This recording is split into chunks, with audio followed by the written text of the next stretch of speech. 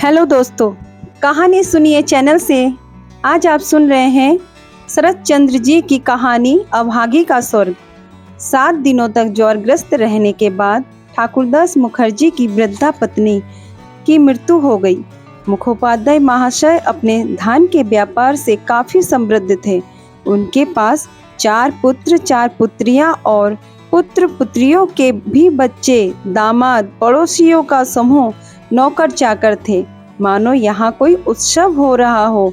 धूमधाम से निकलने वाली शव यात्रा को देखने के लिए लड़कियों ने रोते रोते माता के दोनों पाँव में गहरा आलता और मस्तक पर बहुत सा सिंदूर लगा दिया।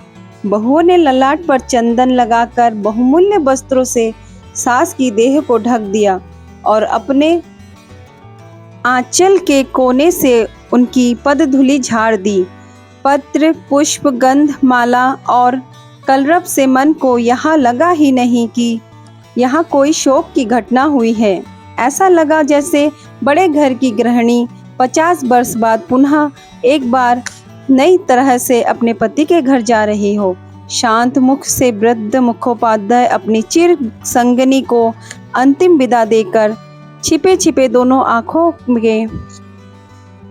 के आंसू पोंछकर शोकार्त कन्या और बहुओं को सांत्वना देने लगे। प्रबल हरि ध्वनि राम नाम सत्य है से प्रातःकालीन आकाश को गुंजित कर सारा गांव साथ साथ चल दिया। एक दूसरा प्राणी भी थोड़ी दूर से इस दल का साथी बन गया। बहुत ही कंगाली की माँ।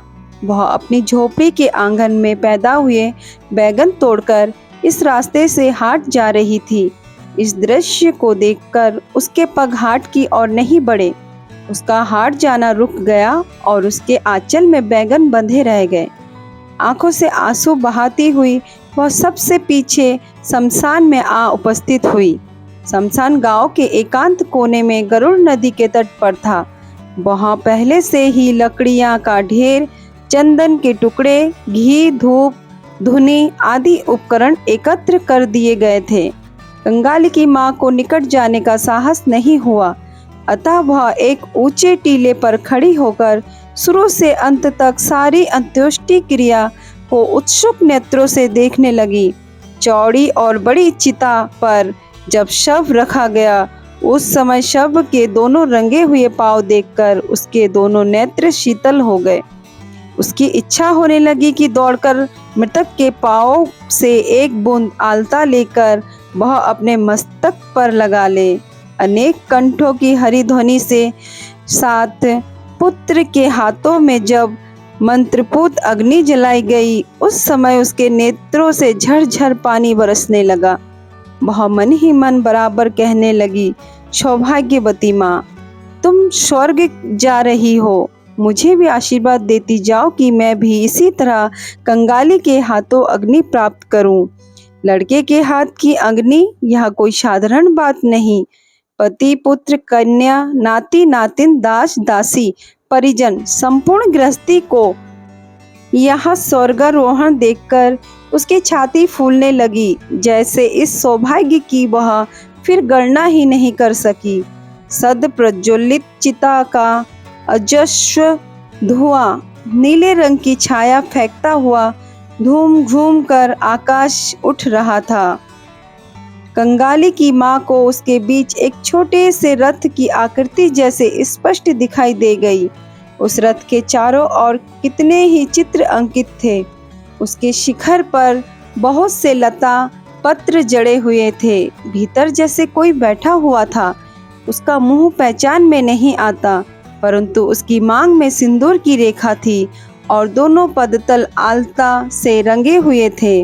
ऊपर देखती हुई कंगाली की माँ की दोनों आंखों से आंसुओं की धारा बह रही थी। इसी बीच एक 15-16 वर्ष की उम्र के बालक ने उसके आंचल को खींचते हुए कहा, तू यहाँ आकर खड़ी है, माँ भात नहीं रांधेगी? चौंकते हुए पीछे मुड़कर माँ ने कहा, रांधूंगी रे। अचानक ऊपर की ओर उंगली उठाकर व्यग्र स्वर में कहा, देख देख बेटा, ब्राह्मणी माँ उस रथ पर चढ़कर स्वर्ग जा रही है। लड़के ने आश्चर्य से मुंह उठाकर कहा, कहाँ? क्षण भर निरीक्षण करने के बाद लड़का फिर बोला, तू पागल हो गई है माँ, वह तो धुआं है। फिर गुस्सा होकर लड़का फिर बोला, दोपहर का समय हो गया, मुझे भूख नहीं लगती है क्या? पर माँ की आंखों में आंसू देखकर बोला, ब्राह्मणों की बहू मर गई है तो तू क्यों रो रही है माँ? कंगाली की माँ को अब होश आया। दूसरे के लिए शमशान में खड़े होकर इस प्रकार आंसू बहाने पर वह मन ही मन लज्जित हो उठी। यही नहीं, बालक के अकल्याण की आशंका से तुरंत ही आंखें पोंछकर तनिक सावधान संयत होकर बोली, रोंगी किसके लिए रे? आंखों में धुआं लग गया, यही तो। हाँ, धुआं तो लग ही गया था, तू रो रही थी। माँ ने और प्रतिवाद नहीं किया। लड़के का हाथ पकड़कर घाट पर पहुंची, स्वयं भी स्नान किया और कंगाली को भी स्नान कराकर घर लौट आई। शमशान पर होने वाले संस्कार के अंतिम भाग को देखना उसके भाग्य में नहीं बंधा था। संतान के नामकरण के समय माता पिता की मूर्खता पर विधाता अंतरिक्ष में बैठे हुए अधिकतर केवल हंसकर ही संतुष्ट नहीं हो जाते, तीव्र प्रतिवाद भी करते हैं। इसी से उसका संपूर्ण जीवन उनके स्वयं के नामों को ही मरण पर्यंत चिढ़ाता रहता है। कंगाली की माँ के जीवन का इतिहास छोटा सा था, परंतु उस छोटे से कंगाली के जीवन ने विधाता के इस परिहास से छुटकारा पा लिया है। उसके जन्म के बाद ही उसकी माँ मर गई। पिता ने क्रुद्ध होकर उसका नाम रखा अभागी।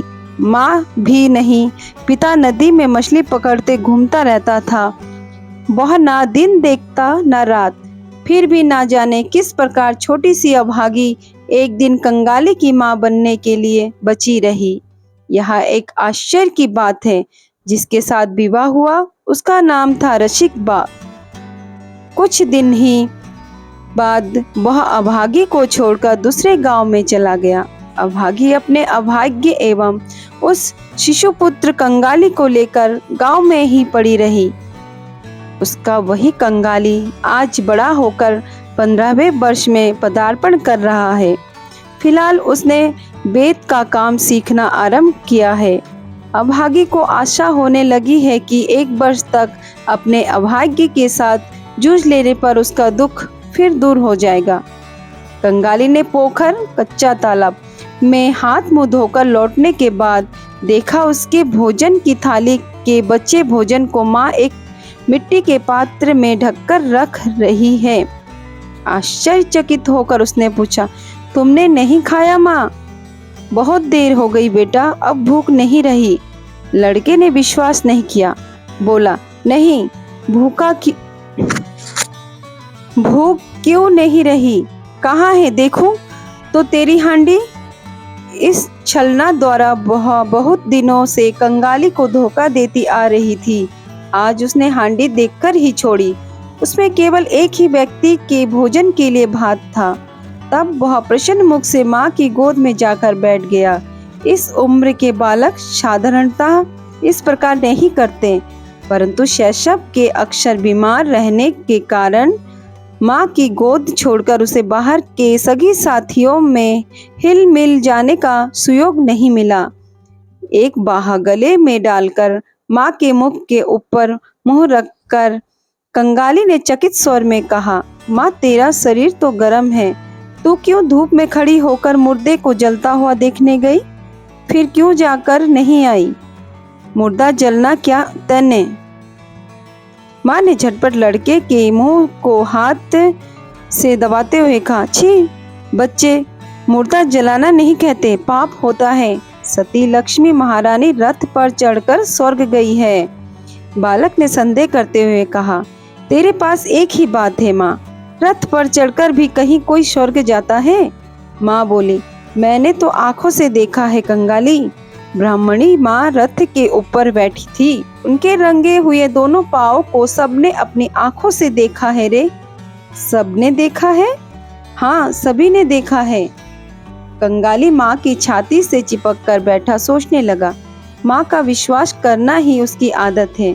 विश्वास करने की ही उसने बचपन से शिक्षा पाई है। वही माँ जब कह रही है कि सबने आंखें गड़ाकर इतनी बड़ी बात को देखा, तब अविश्वास करने का फिर कोई कारण ही नहीं है। थोड़ी देर बाद बहुत धीरे धीरे बोला, तब तो तू भी स्वर्ग जाएगी माँ। बिंदी की माँ उस दिन राखाल की बुआ से कह रही थी, कंगाली की माँ के समान सती लक्ष्मी दूल्हों के मोहल्ले में और कोई नहीं है। कंगाली की माँ चुप हो गई। कंगाली धीरे धीरे कहने लगा, पिता ने जब तुझे छोड़ दिया तब कितने दुख और कष्ट तुझे झेलने पड़े, फिर भी एक दिन के लिए भी पिता पर तेरा क्रोध नहीं देखा गया।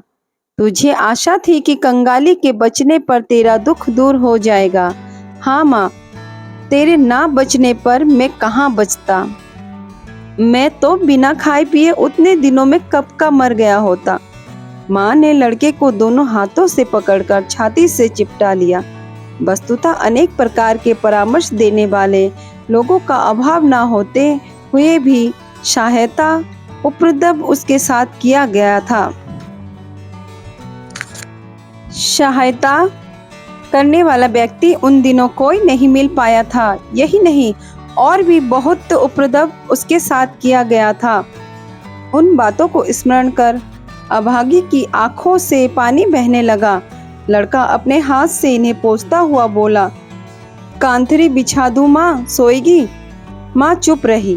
कंगाली ने चटाई बिछाई, कांथरी बिछाई, माथे के ऊपर से तकिया उठाकर रख दिया, फिर उसे बिछोने की ओर खींचकर ले जाने लगा। तो माँ बोली, कंगाली, आज तुझे काम पर जाने की जरूरत नहीं। काम काज ना करने का प्रस्ताव कंगाली को बहुत अच्छा लगा, परंतु बोला, जलपान के 2 पैसे फिर वह नहीं देगा माँ? ना दे, आज तुझे एक कथा सुनाऊं। और नहीं, लुभाना पड़ा। कंगाली उसी क्षण माँ की छाती से लगकर लौटते हुए बोला, तो अब कह। राजपुत्र, कोतवाल का पुत्र और वह पक्षीराज घोड़ा। अभागी ने राजपुत्र कोतवाल के पुत्र और पक्षीराज घोड़े की बात से कहानी आरंभ की। ये सब उसकी दूसरों से बहुत दिनों की सुनी एवं कितने ही बार कही हुई कथाएं थी, परंतु कुछ देर बाद ही कहाँ गया उसका राजपुत्र और कहाँ गया उसका कोतवाल का पुत्र। उसने इस प्रकार उपकथा आरंभ की कि जो उसने दूसरे से नहीं सीखी थी, स्वयं की रचना थी। उसका स्वर जितना बढ़ने लगा, उष्ण रक्त स्रोत जितने द्रुत वेग से मस्तिष्क में बहने लगा, उतने ही वह जैसे नई नई उपकथाओं के इंद्रजाल की रचना करने लगी। उनका विराम नहीं था, विच्छेद नहीं था। कंगाली की छोटी सी देह बार बार रोमांचित होने लगी। भय, विस्मय और पुलक से वह जोर से माँ के गले को पकड़कर उसकी छाती में जैसे समा जाने की कोशिश करने लगा। दिन ढल चुका था, सूर्य अस्ताचल की ओर चले गए।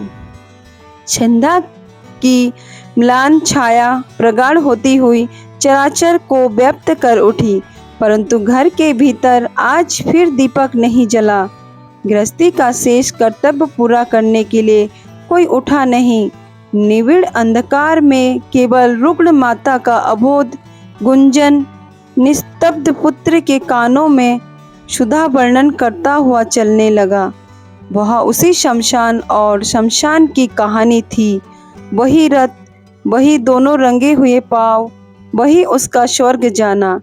किस प्रकार शोकार्त पति ने अंतिम पद धूलि देकर रोते हुए विदा ली, किस प्रकार हरिध्वनि करते हुए लड़के माता को ढोते हुए ले गए। उसके पश्चात संतान के हाथ की अग्नि, वह अग्नि केवल अग्नि ही नहीं कंगाली, वह तो साक्षात हरि स्वरूप घी। उसका आकाश तक उठता हुआ धुआं धुआं नहीं था। वह अग्नि केवल अग्नि नहीं कंगाली, वह तो साक्षात हरि रूप थी। उसका आकाश तक उठता हुआ धुआं धुआं नहीं था, वह तो स्वर्ग का रथ था। कंगाली चरण, मेरे बेटे, क्या माँ तेरे हाथ की अग्नि यदि पा लूं बेटे, तो ब्राह्मणी माँ की भांति मैं भी स्वर्ग जा सकूंगी। कंगाली ने अस्फुट स्वर से केवल यह कहा, जा ऐसा नहीं कहते। माँ उस बात को शायद सुन भी नहीं सकी। उसने निश्वास छोड़कर कहने लगी, छोटी जात की होने पर भी तब कोई घृणा नहीं कर सकेगा, दुखी होने पर भी कोई रोकर नहीं रख सकेगा। आह, लड़के के हाथ के अग्निरथ को तो आना ही पड़ेगा। लड़के ने मुंह ऊपर मुंह रखकर भर्राए कंठ से कहा, ऐसा मत कहो माँ, मुझे बहुत डर लगता है। माँ ने कहा, और देख कंगाली, तेरे पिता को एक बार पकड़ लाऊंगी, वैसे ही अपने पाँव की धूली मस्तक पर देकर वे मुझे विदा करेंगे, वैसे ही पाँव में आलता, माथे पर सिंदूर देकर, परंतु कौन उसे देगा? तू देगा ना रे कंगाली, तू मेरा लड़का है, तू ही मेरी लड़की है, तू ही मेरा सर्वस्व है। कहते कहते उसने लड़के को कसकर छाती से चिपटा लिया। आगे की कहानी हम अगले भाग में सुनेंगे।